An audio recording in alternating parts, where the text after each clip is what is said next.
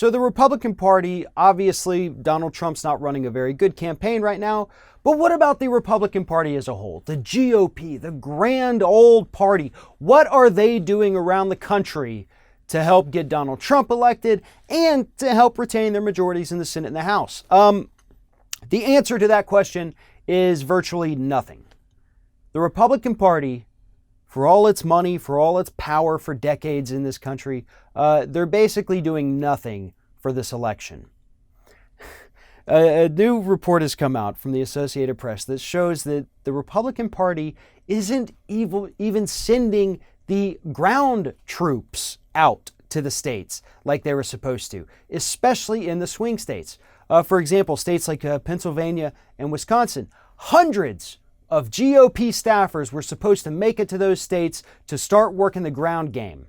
That was in May, where they were supposed to send hundreds. To date, there's a couple dozen in each state.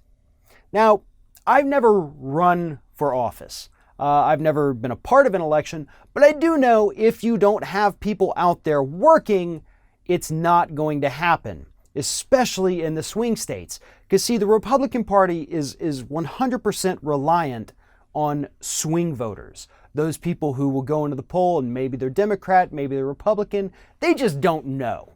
And that is the only thing keeping Republican politics alive.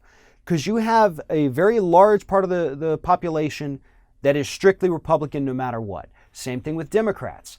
But there's only about 5% of this country that actually fall into that swing voter, middle of the road, independent category. Without those voters, the Republicans cannot win an election. And it's hilariously ironic that they refuse to actually send people out to try to get votes, because it's not just about Donald Trump. They have to retain those majorities in the House and Senate if they want to have any power in Washington. And they're not even doing that. I mean, it's like the party itself is suffering from this horrible depression.